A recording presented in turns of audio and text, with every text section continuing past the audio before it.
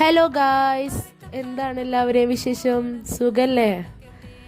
പിന്നെ നമ്മളെ സ്കൂളിലും കോളേജിലൊക്കെ പഠിക്കുമ്പോൾ ആർക്കൊക്കെ ലവ് ലെറ്റർ കിട്ടിയിട്ടുണ്ടെന്ന് ഒന്ന് വന്നിട്ട് കമൻറ്റ് ചെയ്യട്ടാ. കിട്ടിയവരും കമൻറ്റ് ചെയ്യും, കിട്ടാത്തവരും കമൻറ്റ് ചെയ്യും. അപ്പോൾ നിങ്ങൾ വിചാരിക്കണം, ഈ കുക്കിംഗ് വീഡിയോ ഇട്ടിട്ട് എന്തിനാ ഈ ലവ് ലെറ്ററിൻ്റെ കഥ പറയണേന്ന്. ബന്ധമുണ്ട് ഗൈസ്, ലവ് ലെറ്ററും ഈ ഒരു റെസിപ്പിയും തമ്മിൽ ബന്ധമുണ്ട്. കാരണം നമ്മൾ ഇന്ന് ഉണ്ടാക്കാൻ പോകുന്ന ഐറ്റത്തിൻ്റെ പേരാണ് ലവ് ലെറ്റർ. അതെ, ഈ ഒരു ഐറ്റത്തിന് കുറേ പേരുണ്ട്, പക്ഷേ എനിക്ക് ഇഷ്ടപ്പെട്ട പേര് ലവ് ലെറ്റർ. അതുകൊണ്ട് ഞാൻ ഇനി ഇതിനങ്ങനെ വിളിക്കുള്ളൂ. നമ്മൾ ഈ ഭാഗത്ത് ഇതിനങ്ങനെ പ്രത്യേകിച്ച് പേരൊന്നുമില്ല, എന്നാലും ചില ഭാഗത്തൊക്കെ ഏലാഞ്ചി എന്ന് പറയുന്നത് തോന്നുന്നുണ്ട്. ഞങ്ങൾ ഈ ഭാഗത്ത് തന്നെ ചിലയിടത്തൊക്കെ അങ്ങനെ പറയുന്നു തോന്നണം. പക്ഷെ ഞാൻ ഇനി ഇതിനെ ലവ് ലെറ്റർ എന്നേ വിളിക്കുള്ളൂ.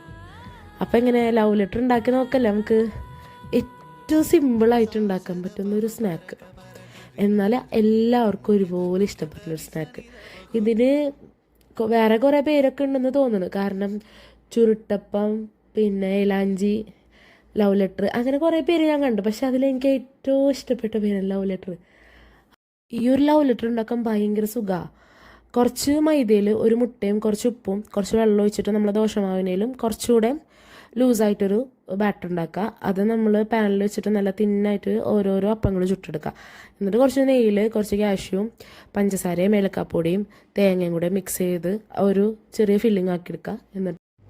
എന്നിട്ട് ഞാൻ ഇതിൽ ചെയ്യുന്ന പോലെ റോൾ ചെയ്തെടുത്തിട്ടുണ്ടെങ്കിൽ നമ്മൾ ലവ് ലെറ്റർ റെഡി. അപ്പോൾ എല്ലാവരും ട്രൈ ചെയ്യല്ലേ? അപ്പോൾ